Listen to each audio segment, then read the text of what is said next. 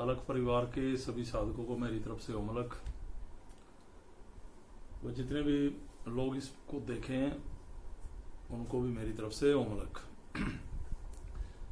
आज जो live programme था टोटल नेटवर्क की प्रॉब्लम से डिस्टरबेंस रही, उसमें संदेश तो मैंने काफी अच्छे देने की कोशिश की थी, पर चलो जो बातें रह गई मैं आपको बता देता हूँ। रह तो कुछ नहीं गया, पर मैंने सोचा चलो आपसे बातें कर लें। तो मैं ये कह रहा था, एक तो आजाद ने भेजा था कि गुरुजी ये शीतलता के आवरण हमारे ऊपर हमेशा बनाए रखना। तो आजाद आपका तो आचरण ही बहुत अच्छा है, तो जिसका आचरण अच्छा होता है उसके ऊपर नाथ जी का आवरण हमेशा इसी प्रकार बना रहता है। और मैं सभी साधकों से निवेदन कर रहा हूं कि हमारे कुछ साधक विदेश में हैं, जैसे आजाद जी हैं यूएस में, संदीप है वो यूएस में है, परवीन अपने बच्चों के साथ यूरोप में रह रहा है, और रामफल जी साउथ अफ्रीका में है। उनका पुत्र और पुत्रवधू वहां रहते हैं और वहां पे गए थे अपने बेटे से मिलने के लिए, तो उनके बेटे को भी पुत्र की प्राप्ति हुई है। अलग परिवार की ओर से रामफल जी आपको ओम अलग हार्दिक शुभकामनाएं। तो ये कोरोना वायरस नाम की एक बीमारी बहुत गंभीर रूप ले रखा है, तो मैं ये कहूंगा सभी साधकों को जो ये भारतवर्ष में हर रोज हवन करते हैं कि जितने भी साधक हमारे विदेश में हैं, एक आहुति उनके आरोग्य के लिए, नाथ जी की कृपा के लिए, उनके ऊपर से उनके लिए एक आहुति सभी जरूर डालें। दूसरा, जो ये अपनी शक्ति है, जो लोग जुड़े हुए हैं उनको तो सब पता है, जो लोग हमारे से जुड़े हुए नहीं हैं और इस प्रोग्राम को देख रहे हैं और वो जुड़ना चाहते हैं और गंभीर समस्याओं से परेशान हैं, उन लोगों को मैं समझा दूं कि जो ये शक्ति है, ये कृपा की शक्ति है, ये शरीर को शोध करने की शक्ति है। इसके अंदर किसी तरह की क्रिया नहीं है। जैसे लोग किन्हीं भी बीमारियों में ग्रस्त हो जाते हैं, जैसे डॉक्टर के पास गए, रिपोर्ट में कुछ नहीं आया, तो डॉक्टरों ने तरह तरह के रिपोर्ट्स वगैरह के लिए कहा, कई हजार रुपए की रिपोर्ट्स हो जाती हैं, पर रिपोर्ट्स इग्नोर करती है कि इस आदमी को कोई बीमारी नहीं है। जब आदमी मरता जा रहा है, रिपोर्ट्स में कोई बीमारी नहीं आ रही, तो डॉक्टर ट्रीटमेंट क्या देंगे? वो तुक्के से आपकी बीमारी को देखते हुए तरह तरह की दवाइयां देते हैं, जिससे कई तरह के और भी रोग शरीर में जन्म ले जाते हैं। जब डॉक्टरों से ठीक नहीं होता तो आदमी तांत्रिकों के पास जाता है, ज्योतिष के पास जाता है, कोई पितर दोष बताता है आपके घर में, कोई ग्रह दोष बताता है, कोई कहता है चौराहे में पैर आ गया, कोई ये कीजिए वो कीजिए।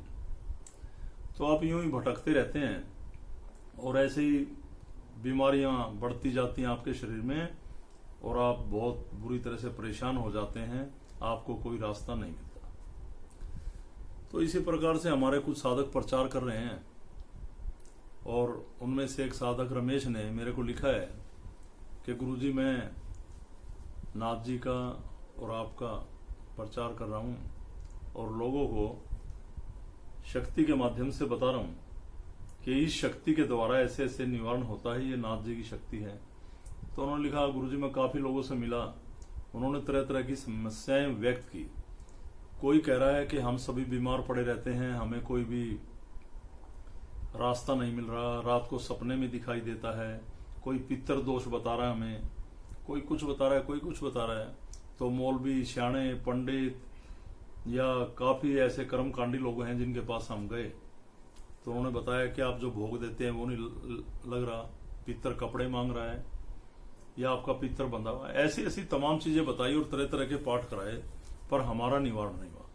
तो मैं लोगों को, सभी को ये समझाना चाहता हूं कि पितर दोष वगैरह नहीं होते, ऐसी कोई बात नहीं है। पितरों के बीच में डिस्टरबेंस ऐसी आ जाती है कि पितर भी महज आत्मा है।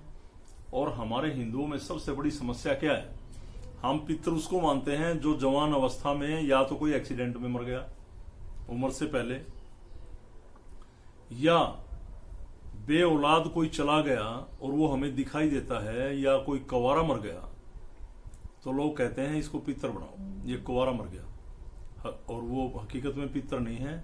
हम उनको पितर मानते हैं, भोग लगाते हैं, और बार बार वो हमें परेशान करते हैं। तो मैं कहता हूं पितृ दोष नहीं होता, मैंने पीछे भी एपिसोड में बताया था, बल्कि पितरों में दोष होते हैं। जो पितर बार बार भोग ले रहे हैं, बार बार परेशान कर रहे हैं, फिर निवारण करवा रहे हैं, बार बार परेशान कर रहे हैं, फिर निवारण करवा रहे हैं, कभी पितरों के पाठ कराते हैं, कभी कुछ कराते हैं, तरह तरह की क्रियाएं कराते हैं, पर बार बार पितरों में प्रॉब्लम। तो ऐसे पितरों की मुक्ति करवाइए। सिद्ध पीठ में पितरों की मुक्ति का, जैसे आम आत्मा की तरह मुक्ति होती है, इनकी भी कोई परेशानी नहीं है।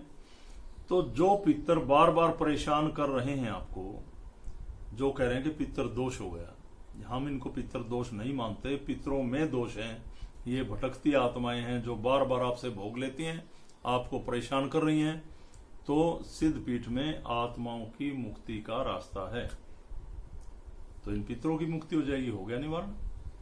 जिस तांत्रिक ने गलत विद्या से आपके घर में किया, जैसे घर में कहते हैं जी काली उड़द पड़ी पाई, जल के छींटे मिले, खून के छींटे मिले, कोई सुपारी फेंक गया, कोई इलायची फेंक गया, बाहर मटका फूटा मिला, या किसी ने बहुत सारा श्रृंगार का सामान हमारे बाहर रख रखा था, नारियल रख रखा था, ये मिला, आपने उठा के फेंक दिया, और आपको धीरे धीरे उठे, सुबह आपने ये फेंका, आपके सिर में दर्द होने लगा, आपका बदन टूटने लगा, अगले दिन दूसरा आदमी बीमार, फिर तीसरा, चौथा, धीरे धीरे साल भर में पूरे घर में अशांति बन गई, और सभी लोग बीमार पड़ते चले गए।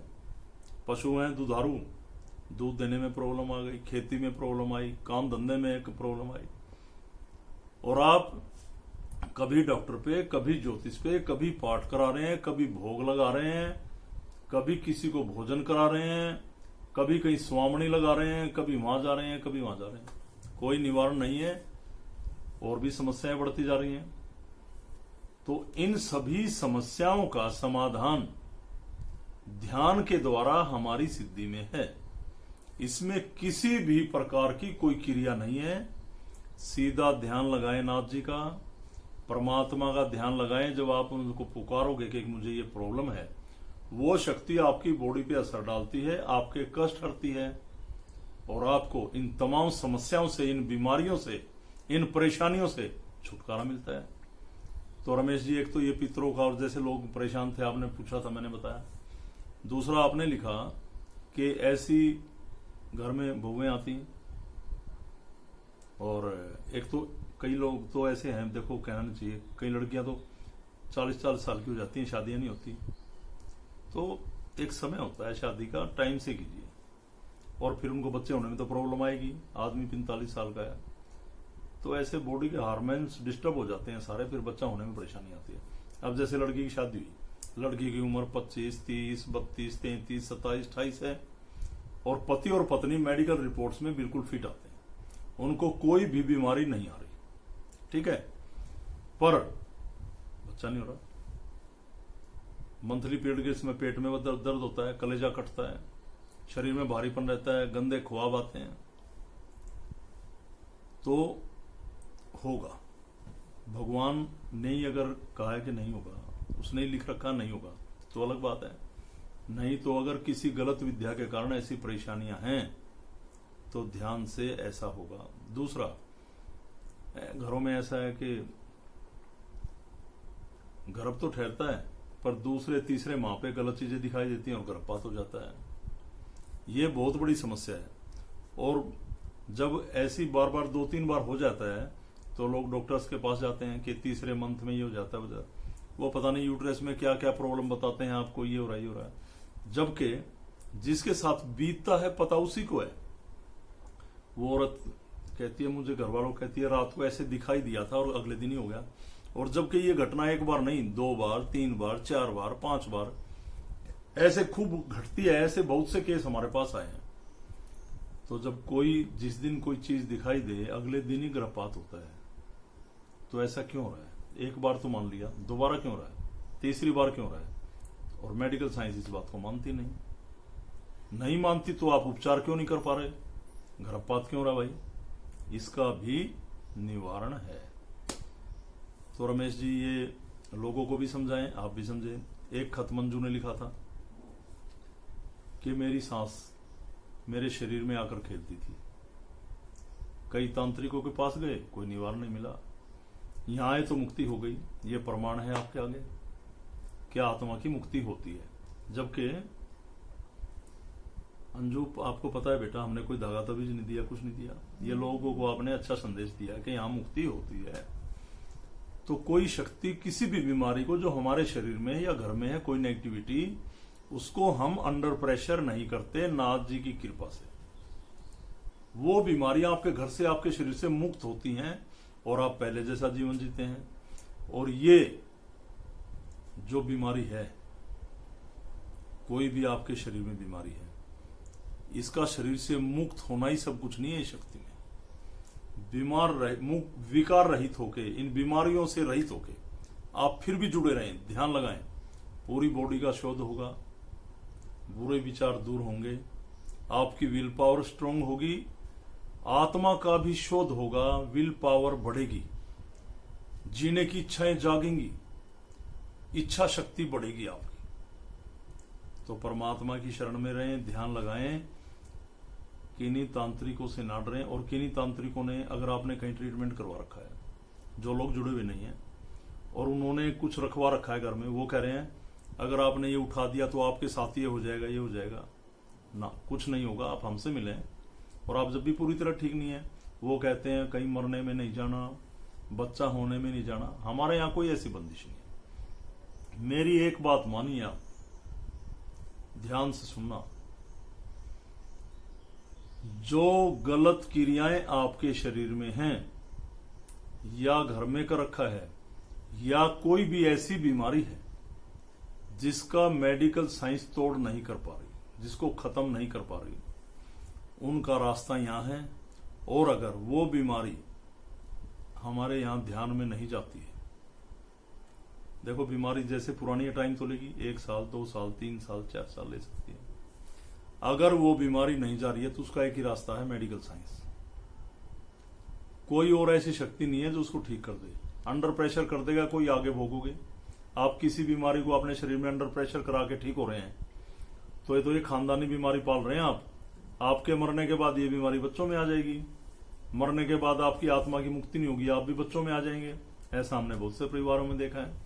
इसलिए आप जुड़ें, ध्यान लगाएं, बीमारियों से मुक्त हों। कोई भी परिवार के सदस्य गुजर गए, उनकी आत्मा आपको परेशान कर रही है, बार बार दिखाई देते हैं, इसका रास्ता है कोई पिंडदान नहीं कराना, ना कुछ भी नहीं करना भाई, और कोई क्रिया नहीं है इसमें, सीधा रास्ता है। ध्यान लगाएं और मुक्त हों, कहीं नहीं ले जाते आपको बाहर। तो सिद्धपीठ में सभी शक्तियों का वास है। आप हनुमान प्रेमी हैं तो आए, कृष्ण प्रेमी हैं तो आए, दुर्गा माता को मानते हैं तो आए, महाकाली को मानते हैं तो आए, आप शिव को मानते हैं तो आए, गोरखनाथ जी को मानते हैं तो आए, आप मोमडन हैं तो आए, क्रिश्चियन हैं तो आए, सिख हैं तो आए। हर धर्म को मानने वाला इंसान इस शक्ति को अपना सकता है। हर शक्तियों में आस्था रखने वाला इंसान सिद्धपीठ से जुड़ सकता है। आपको ये नहीं होगा कि आप दुर्गा को नहीं मानोगे, आप गोरखनाथ जी को मानो, ऐसा नहीं है। यहाँ माँ दुर्गा का एक जगत जननी है, ये बहुत बड़ी शक्ति है, हम प्रणाम करते हैं और सिद्धपीठ में इनका वास है।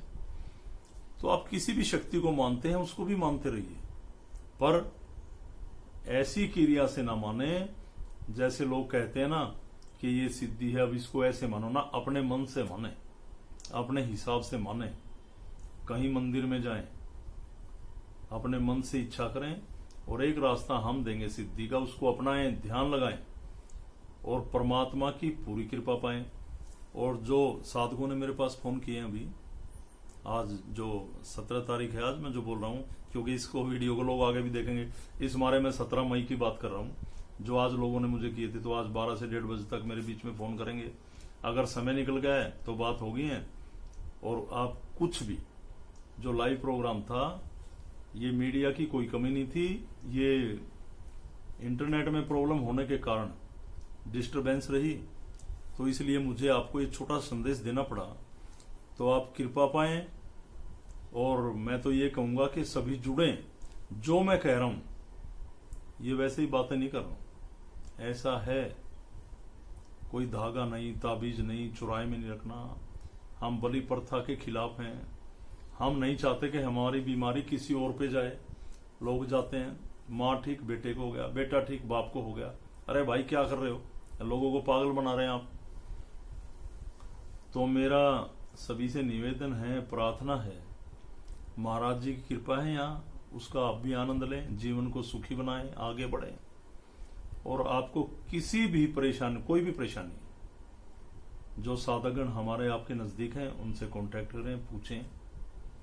और जो ये अलग संदेश के नाम से जो मैं आपको ये समझा रहा हूं, इसको शेयर करें, आगे बढ़ाएं, सब्सक्राइब करें, तो लोगों तक पहुंचाएं और इस संदेश को आगे बढ़ाएं, सभी को समझाएं। आप भी निरोग हों, औरों को भी निरोग करें, औरों में भी शांति का संदेश फैलाएं। तो इसी के साथ सभी साधकों को अमलक मेरी तरफ से, और इस संदेश को आगे से आगे बढ़ाएं और आप भी दया के पात्र बने।